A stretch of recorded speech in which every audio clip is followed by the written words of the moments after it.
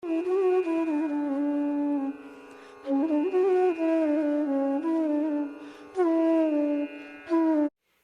as it happens, yes, I have a PhD in neurobiology, and for many years my study was in sleep research. So this is definitely my field. And but as for the Ayurveda piece, I finished 2 years, but I can't say that I've even looked at the tip of the iceberg in terms of Ayurveda. It's such a vast science. So I will do my best with the Ayurveda. But so I've been trying to integrate both the two worlds that I'm part of. And so I'm going to give you a little compare and contrast between the Ayurveda view versus the modern science view. So sleep, or nidra, according to Ayurveda, is one of the 3 pillars important for good health. So the other 2 are diet and sex. And so one needs to make sure that all 3 of these are balanced, because if one of them, say, sleep goes, what's going to happen to you? You're going to fall over and be unhealthy. You're going to fall sick. So that's how important it is. So as outlined in the Vedas, good sleep is important for knowledge or having a good mind, for strength to the body and mind, and nourishment, and also provides good immunity for you, promotes happiness, which is something that modern science won't tell you. But most important, it is said to give life itself. That's how important sleep is.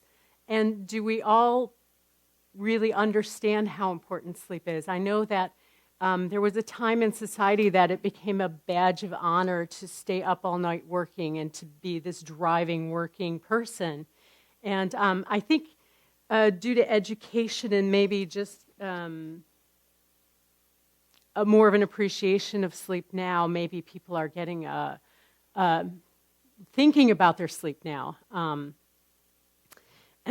And thinking about what happens when you don't get good sleep. So everything goes. Your judgment goes, your mind is not good, you have weakness in the body, and in extreme cases you have emaciation. You fall sick to every bug going around because your immunity is not good. You are unhappy, and most of all, it destroys your life. So, very important. So now I'm going to contrast with modern science. So, sleep is known to be involved in immune function, metabolism, learning, and memory. And they don't really have good ideas of what sleep is for, other than we spend a lot of our time doing it, so it must be important. So here's what we see, though, is in the case of modern medicine, there's more emphasis on what goes wrong. So if you don't get poor sleep, most of these studies have looked at sleep disruption or sleep deprivation and disease, and found it linked to increased risk of disease overall, increased cardiovascular disease, obesity, diabetes, poor immunity. So very similar things. Also have documented poor work and school performance. Risks of accidents is very important, and there's a government board that's looking at sleep in truck drivers and things like that. And also you see a decreased life expectancy. So you see some similarities here. So are you getting the idea how important this is? So let's look more into the details of sleep.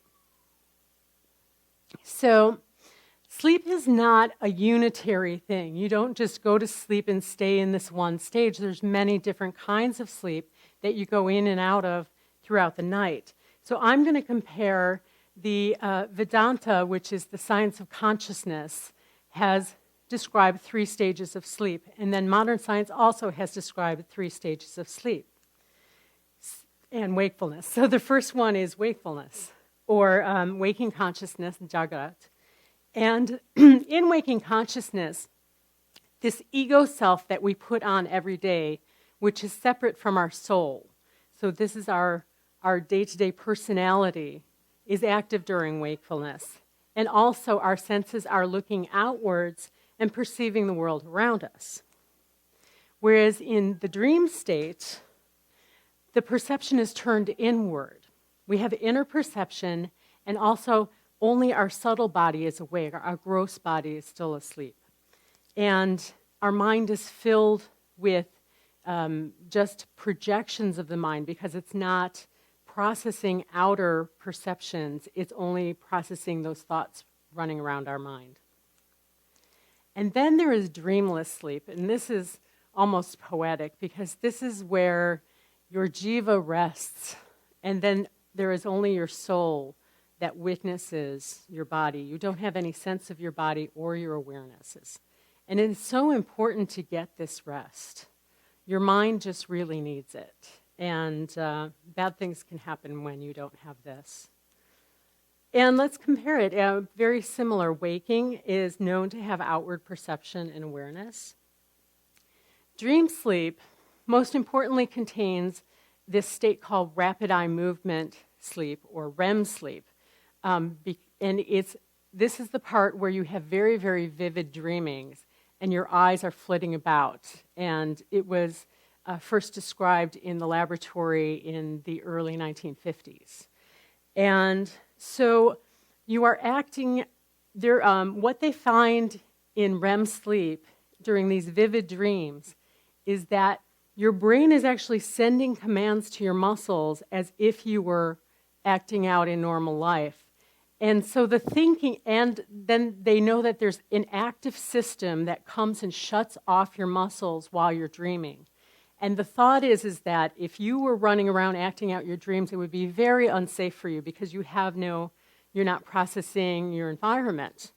And indeed, it really seems to be the case because there's a disorder, mostly in older men, where they lose some of this ability to shut off the muscles and they end up acting out their dreaming.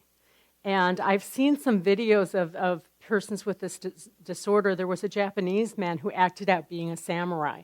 He stood up in his bed and was doing swordplay. But it can also be very dangerous. People have thrown themselves out of windows during their dreams. So it's very important for that body to remain in bed while you're dreaming. And then we come to deep sleep, which is very similar to this dreamless sleep of Vedanta.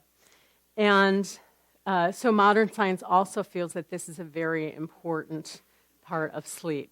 So your outward perception is totally blocked.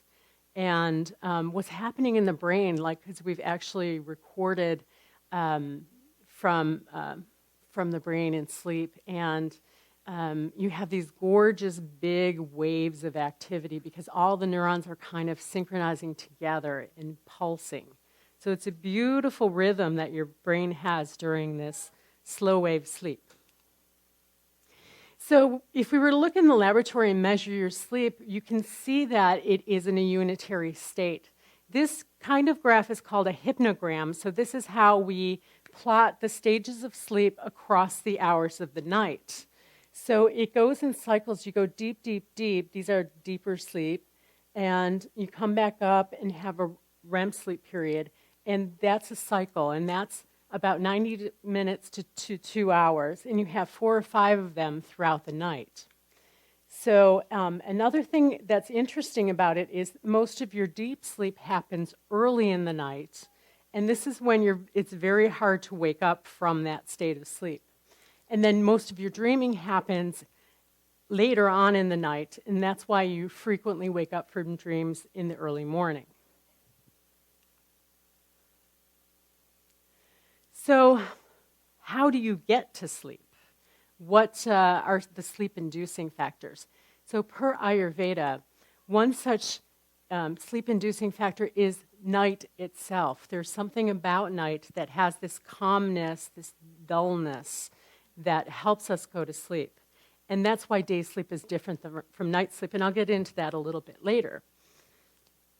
So also, this dullness factor is one of the gunas that we call tamas, which is a good sort of tamas, and we need it in order to sleep, whereas sort of not good tamas would lead to lethargy or depression or something like that. But you need to be balanced in all things, including in this guna. And then increase in kapha dosha, which is, if you're new to Ayurveda, you may not know what the doshas are, but kapha dosha is the dosha that includes water and earth. And so it's moist, unctuous, cool, stable. And so it's thought that this kapha dosha comes in and starts coating all the channels, and that's what makes us sleepy, and that's why we fall asleep. And also one of the factors is that the mind gets tired. The mind needs to rest. And there are certain diseases that can actually cause you to fall asleep also. And so compared to modern science, so we have this idea of the circadian rhythm, which is regulated in the brain, such that you become sleepy at night. So very similar to what Ayurveda says. And then there's this thought that, well, there's many theories about why we sleep, one of which is that there's like a toxic factor or something that's glomming up the works in the brain, and then you need to get rid of it. So that's why sleep comes on. And this has kind of been seen. They have found a factor that accumulates over the day. And this is something that caffeine blocks, so that's what may be giving you a lift, for example.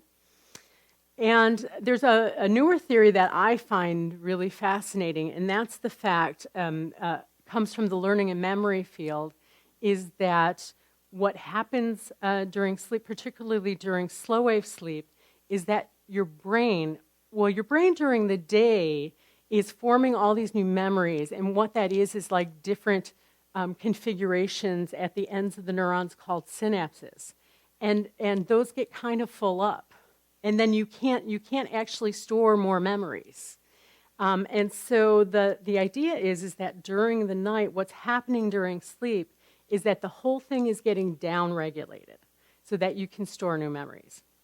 So I kind of like to think about the brain like you would a hard disk, right? It has a very similar things to a computer. So what happens when your hard disk gets full? First of all, it stops working very well. So what do you do to fix it? Well, you clear out stuff. So I think what's happening during sleep is that you're really reorganizing your brain, and maybe perhaps part of what dreaming is about is looking at memories and trying to figure out whether you still need to keep them or throw them away, right? So then you get rid of a bunch of stuff. You throw them in the trash, empty the trash. So then if you look at your hard drive, what's going on with your hard drive? It's got pieces everywhere, right? So then you run this program called a defragmenter. And so that's what's happening in your brain during sleep. And it's really one of my eminent professors, in a discussion when we were talking about what's the function of sleep, he's like, I don't know why we're spending so much time talking about what is the function of sleep. It's more what is the function of wake. Because sleep is only serving wake. Sleep is here so that we can wake, right? So what's going on in sleep isn't, he just kind of put that into perspective for me. And so sleep is really serving wakefulness, because we couldn't keep doing our work in the world if we didn't get this refreshing part of the night. Okay? So I'm going to give you a little bit of neuroanatomy, because this was my specialty. And I contributed a little bit of this. So so inside the brain, this is kind of a sagittal view. If you slit the brain in half and looked at the inside. So this big thing is the cortex. This is where most of thinking consciousness comes in. And there are these brain systems that are involved in promoting wakefulness.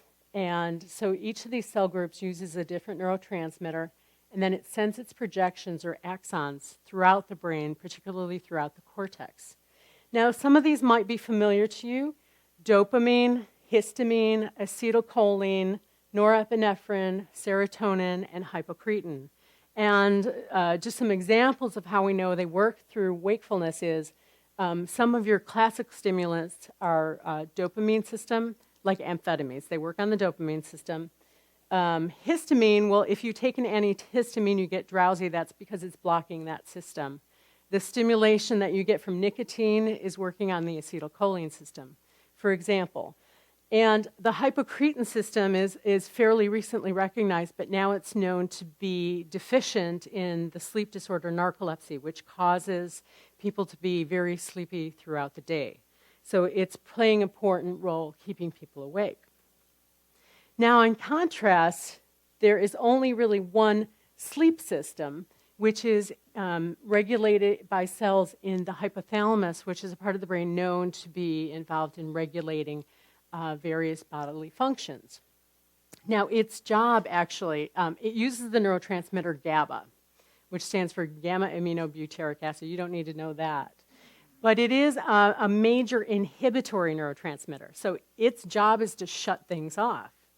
So what it's doing is it's sending its projections to all these wake systems, and its only job is to shut those off. So what happens, so this is the one that's getting the signal of it's time to sleep, and then it goes to work, turns on, shuts everything off. Now, if these things are super, super active, sometimes this doesn't have enough gusto to really shut them off, and that's when you have problems with sleep. Okay. How much sleep do we need? Well, 7 to 8 hours seems to be the general rule. This is a recent, a little graphic from the National Sleep Foundation that just did an expert panel and reviewed this and came up with modern recommendations. So you see that infants really spend a lot of time sleeping, 14 to 17 hours, and then it changes as you grow. And in most adults, 7 to 9 hours is the recommended. It's slightly less in the elderly, and that's also been described in Ayurveda, is that the increase in Vata dosha at the end of life is associated with that lack of sleep. So sleep timing, so when should we be sleeping, right? When should we get our 7 to 8 hours? So the dosha forces actually change throughout the day in about 4-hour time blocks. And so kapha time at sunrise is your nourishing time. Your best time for working is during the pitta time. And your best time to do something creative is during your vata time. Now, as I said, nighttime is a little bit special, and it has this calm, peaceful, dulling factor. So the best time to go to sleep is during this kapha period. So notice that this kapha period ends at 10 p.m. So have you ever been sitting there sort of fighting going to bed at 9:30, and then, it comes 10:15, 10:30, and you've got your second wind? Have you had this experience? Yeah, that's because you've gotten into pitta time. And so it's not impossible to go to sleep at this time, but it's just more difficult. So that's why we recommend, we're so strict about waking up before 6, because you don't want to get into kapha time and be sluggish in the morning, right? And then go to bed before 10 because you want to be in kapha time. So that's very important. So, as I said, Ayurveda does not recommend day sleep. It just brings too much heaviness. It's kapha building. It is good for some disorders of very high vata, for example, like emaciation. It might be actually recommended as a medicine for them. It's also recommended for pregnancy and old age. And if you're going to daytime nap, you should only be reclining. You shouldn't be laying down. And that helps it not be such a liability. So there was a recent study in the modern science field that showed this too. It was just a study of looking at death rates in people that napped versus didn't nap. And the death rates were higher actually in those that napped. So I like when modern science, can say what Ayurveda has been saying for thousands of years. So what happens if you really have a sleeping problem and cannot sleep? And then you have insomnia, and that's called nidrashana. And these are similar descriptions, Ayurveda versus modern science. It can take the form of difficulty falling to sleep, difficulty staying asleep, like waking up throughout the night, waking up too early in the morning, or you could just have this waking up unrefreshed And then you really need to go see a doctor, maybe get a sleep study and find out, because you might be waking up and not even knowing it. You know you have to be awake for at least 2 minutes before you even register it as being awake.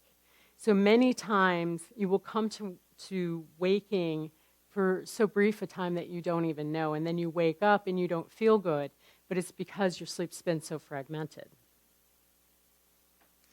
So, per Ayurveda, overactive mind is one cause of insomnia due to excess work, anxiety, grief, worry. Going to bed at the wrong time, we talked about that. Say after 10 p.m., you can have a problem. And also, so this not having enough of the kapha, okay? So if you have excess vata, excess pitta, you don't have enough kapha. And so you have this dryness in your body and your mind, and that's actually why you can't fall asleep. And then there could be some underlying disease. And very similar in modern science. So stress, we call it stress, right? All this overactive mind. Also the circadian rhythm aspect, the insomnia due to jet lag, for example. Now there's been a lot of emphasis on the use of electronic devices, particularly ones that are putting light into your face at night.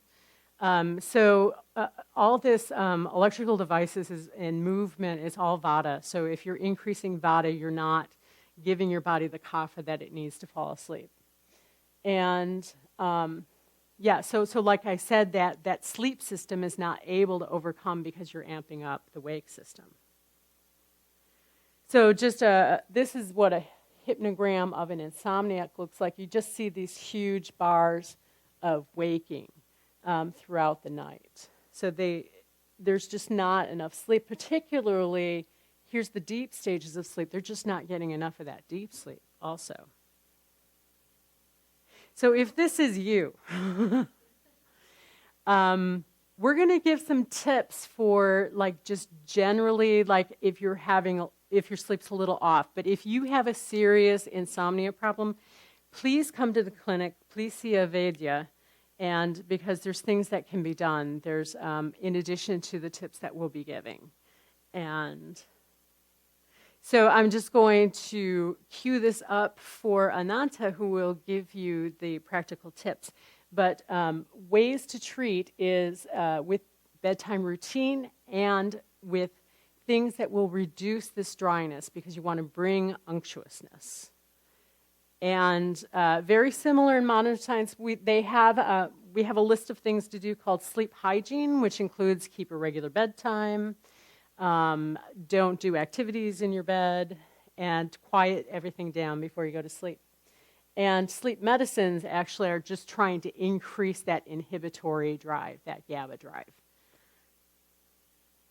Okay, and now that's it. Thank you.